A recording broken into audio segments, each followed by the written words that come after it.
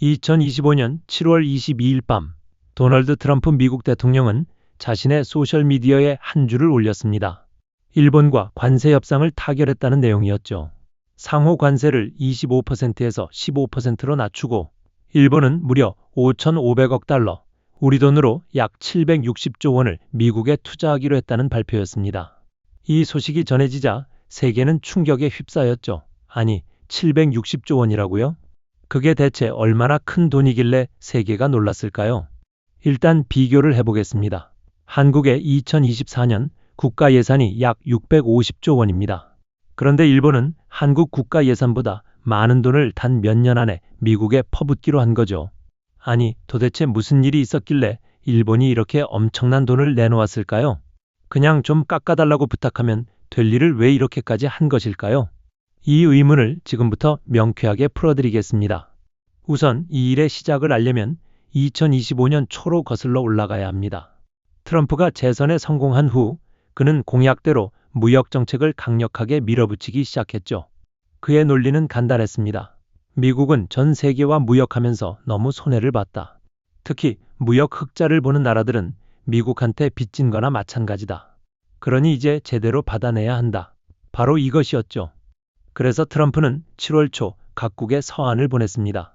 내용은 명쾌했죠. 무역 흑자를 내는 나라들에게는 상호 관세 25%를 매기겠다는 것이었습니다. 일본도 당연히 이 리스트에 올라 있었죠. 일본은 미국과의 무역에서 매년 어마어마한 흑자를 보는 나라였으니까요. 특히 자동차 수출이 엄청났습니다.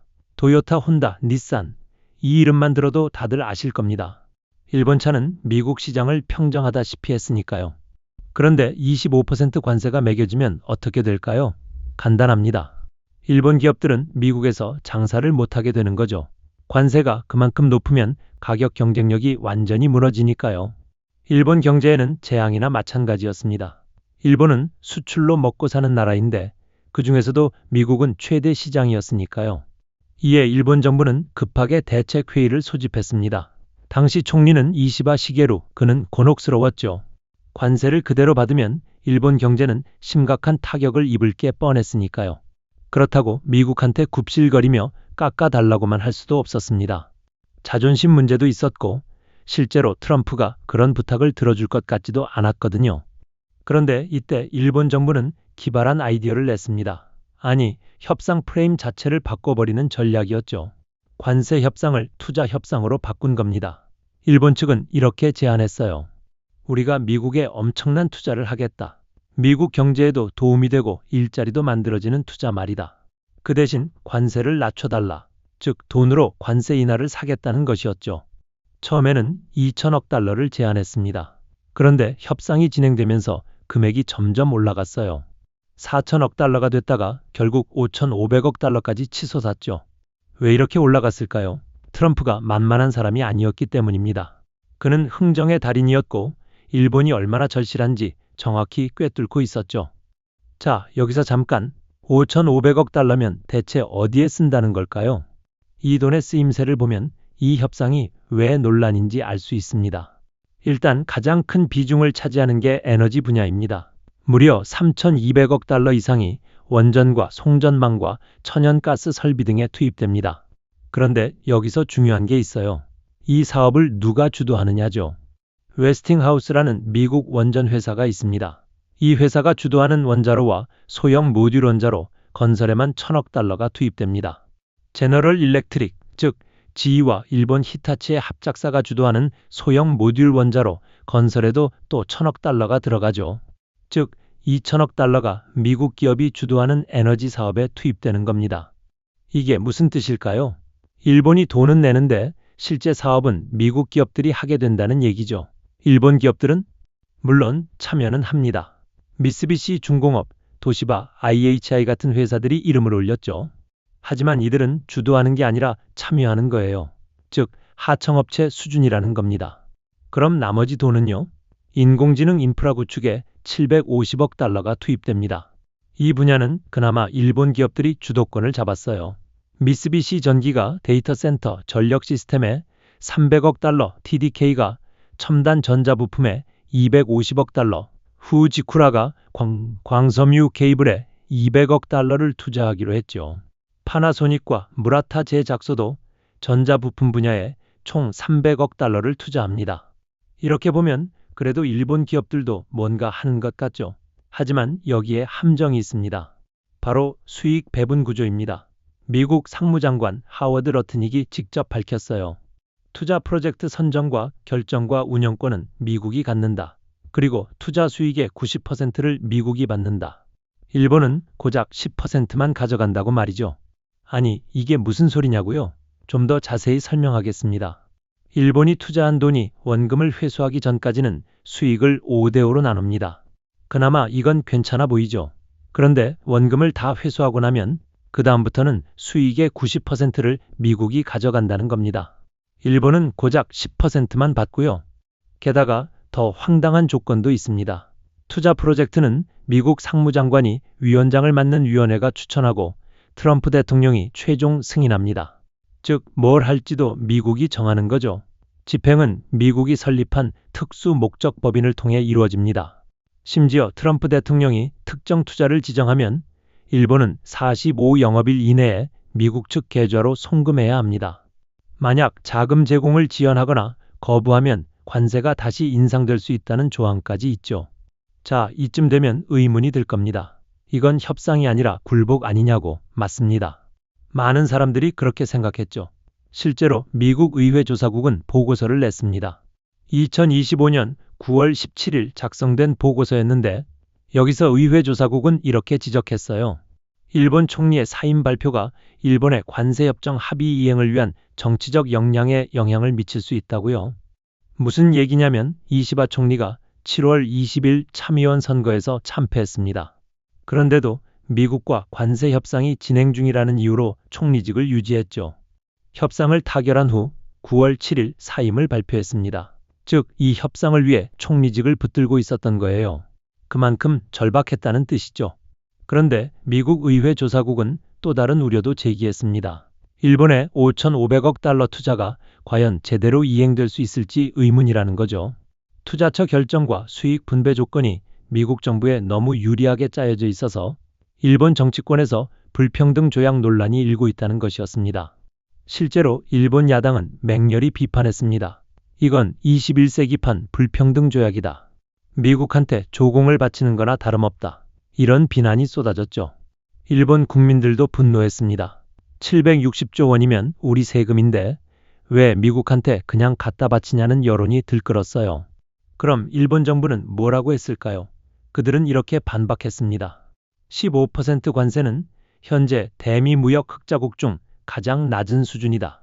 보호할 것은 보호하면서 양국의 국가 이익에 부합하는 합의를 도출했다. 이시바 총리는 이렇게까지 말했죠. 이번 투자로 미국의 핵심 경제 안보 분야 공급망을 강화할 것이며 이는 일본에게도 이익이다.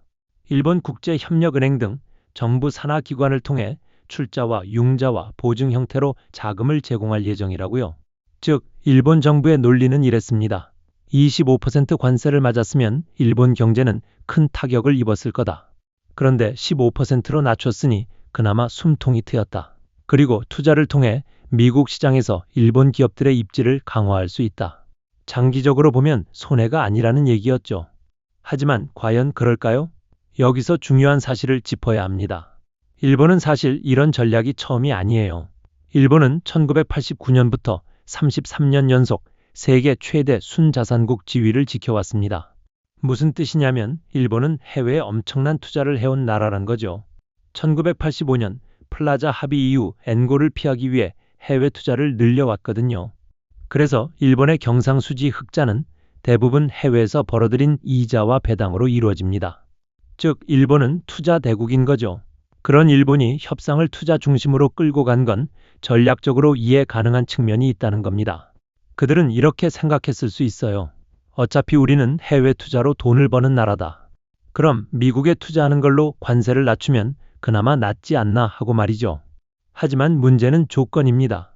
아무리 투자 대국이라고 해도 이번 조건은 너무 가혹했어요.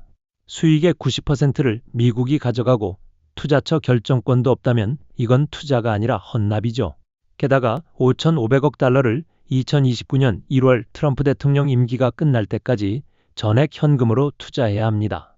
즉, 약 4년 안에 760조 원을 쏟아부어야 하는 거예요. 자, 그럼 한국은 어땠을까요? 한국도 일본과 비슷한 압박을 받았습니다. 트럼프는 한국에게도 관세 인하의 대가로 대규모 투자를 요구했죠. 처음에는 4천억 달러를 요구했습니다. 하지만 협상 끝에 3,500억 달러로 정리됐어요. 그런데 한국의 협상 결과를 보면 일본과는 좀 다릅니다. 일단 3,500억 달러 중 2천억 달러만 현금 투자입니다. 나머지 1,500억 달러는 조선업 협력 투자로 한국 기업 주도로 추진되며 투자뿐만 아니라 보증도 포함하죠. 즉, 실제 현금으로 나가는 돈은 2천억 달러인 겁니다. 더 중요한 건 연간 투자 상한을 200억 달러로 설정했다는 점입니다. 일본처럼 단기간에 몰아서 투자하는 게 아니라 최소 10년 이상 나눠서 투자할 수 있게 한 거죠. 외환시장 불안이 우려되면 납입 시기와 금액 조정도 요청할 수 있습니다. 수익 배분도 좀 다릅니다. 한국도 원금 상환 전까지는 5대 원금 상환 후에는 1대9로 미국이 90%를 가져가기는 마찬가지입니다. 하지만 한국은 20년 내에 원리금을 전액 상환받지 못할 것으로 보이면 수익 배분 비율도 조정 가능하다는 조항을 넣었죠. 즉, 안전장치를 더 많이 확보한 겁니다. 게다가 한국은 투자 프로젝트 추진 과정에서 한국이 추천하는 한국 기업을 선정하고 한국인 프로젝트 매니저를 채용하도록 했습니다. 일본보다는 주도권을 더 확보한 셈이죠. 물론 그래도 미국이 최종 결정권을 갖는 건 마찬가지입니다만 적어도 일본보다는 조건이 나았어요. 외신들은 한국이 일본보다 더 나은 협상 결과를 얻어냈다고 평가했습니다. 구윤철 부총리는 이렇게 말했죠. 일본보다는 좀 나은 조건의 협상을 한 것으로 본다고요. 김용범 대통령실 정책실장도 우리 경제 규모만으로 일본과 단순 비교하기는 어렵지만 조선협력펀드 1,500억 달러를 제외하면 우리 펀드는 2천억 달러로 일본의 35%에 불과하다고 강조했습니다. 그런데 여기서 재미있는 점이 있습니다. 한국이 일본보다 나은 조건을 얻었다는 건 곧 일본이 먼저 희생양이 되어줬기 때문이라는 얘기도 됩니다.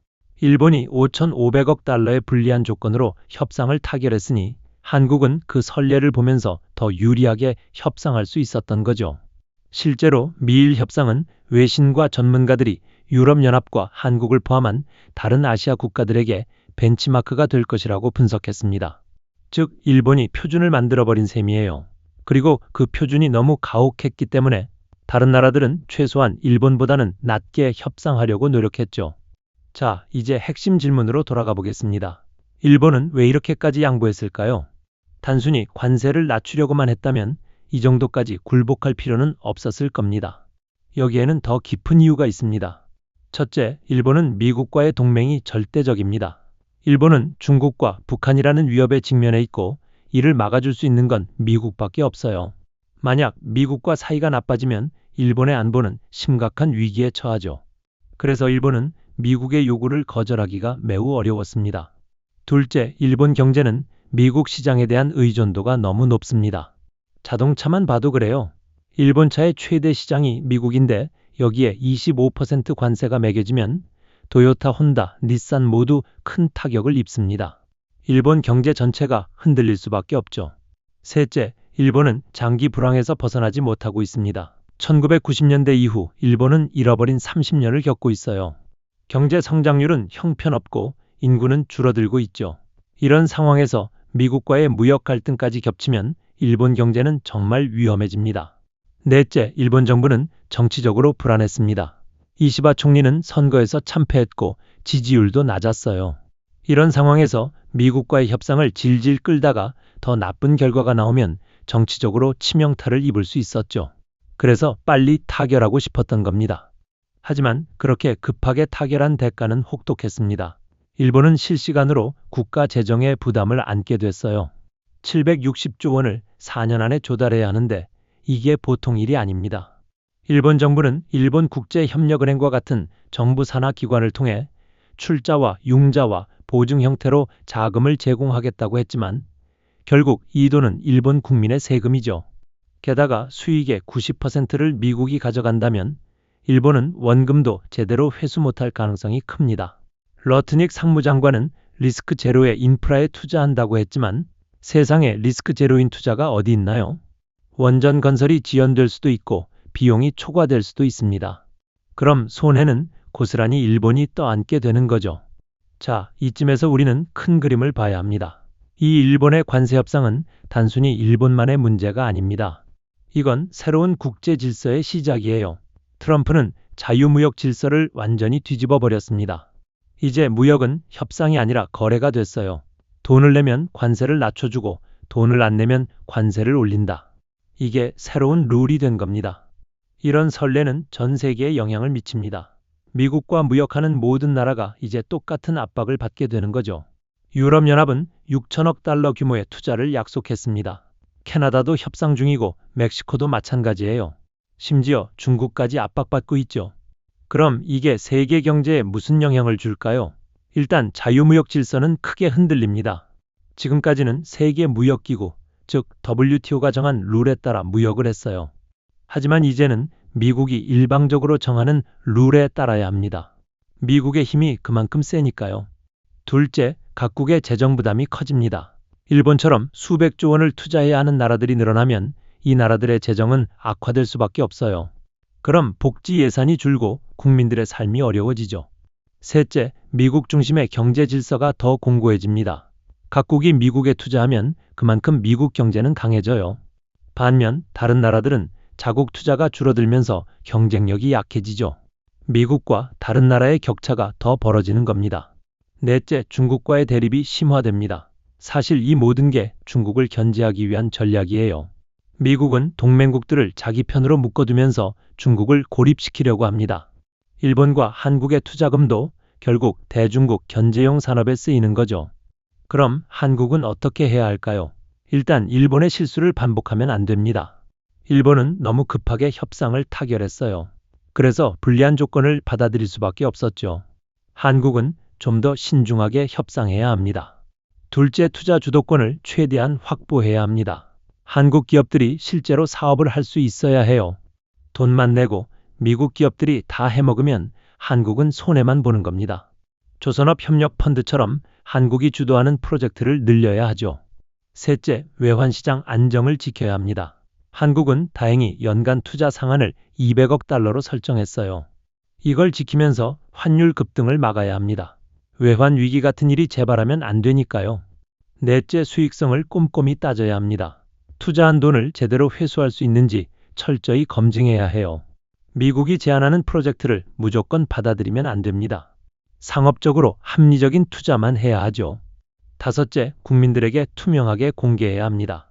일본은 협상 과정이 불투명해서 국민들의 신뢰를 잃었어요. 한국은 협상 내용과 투자 집행 과정을 투명하게 공개하면서 국민적 합의를 만들어가야 합니다. 자, 이렇게 일본의 관세 협상을 둘러싼 모든 이야기를 풀어봤습니다. 그런데 우리가 마지막으로 생각해 볼 게 있습니다. 과연 이게 올바른 방향일까요? 트럼프식 거래 외교가 세계 경제에 도움이 될까요?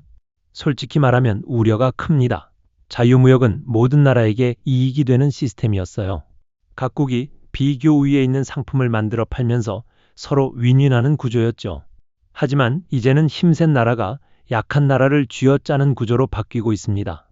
이렇게 되면 결국 모두가 손해를 봅니다. 일본이 760조 원을 투자하느라 자국 투자를 줄이면 일본 경제는 성장이 더뎌져요. 한국도 마찬가지죠. 각국의 성장이 둔화되면 세계 경제 전체가 어려워집니다. 게다가 국가 간 불신도 커집니다. 일본 국민들은 미국에 대한 감정이 나빠졌어요. 한국 국민들도 마찬가지고요. 동맹이라고 하면서 이렇게 쥐어짜면 누가 믿고 따르겠어요? 장기적으로는 미국의 리더십도 약해질 수밖에 없습니다. 무엇보다 이런 식의 거래가 계속되면 세계는 블록화됩니다. 미국 진영과 중국 진영으로 나뉘어서 서로 교류를 끊는 거죠. 그럼 냉전 시대로 돌아가는 겁니다. 그게 인류에게 도움이 될까요? 절대 아니죠. 그래서 제 개인적인 바람은 이렇습니다. 각국 정부가 좀 더 지혜롭게 대처했으면 좋겠어요. 미국의 압박에 무조건 굴복하지 말고 합리적인 협상을 해야 합니다. 그리고 장기적으로는 다시 자유무역 질서를 회복해야 해요. 모두가 이익을 보는 시스템으로 돌아가야 한다는 겁니다. 물론 쉬운 일은 아닙니다. 트럼프 같은 지도자가 있는 한 거래 외교는 계속될 거예요. 하지만 포기하면 안 됩니다. 각국이 연대해서 목소리를 내고 미국을 설득해야 해요. 그리고 국민들도 관심을 가져야 합니다. 이건 정부만의 일이 아니라 우리 모두의 미래가 걸린 문제니까요. 줄 건 주다가 모든 걸 줘버린 일본의 관세 협상. 이 사건은 새로운 국제 질서의 시작을 알리는 신호탄이었습니다. 앞으로 세계가 어떻게 변할지는 아무도 모릅니다. 하지만 한 가지는 분명해요. 우리가 지혜롭게 대처하지 않으면 일본처럼 큰 대가를 치르게 될 거라는 것. 그래서 우리는 계속 주시하고 대비해야 합니다. 우리의 미래를 지키기 위해서 말이죠. 오늘 영상이 도움이 되셨다면 구독과 좋아요 부탁드립니다. 여러분의 관심이 더 나은 콘텐츠를 만드는 원동력이 됩니다.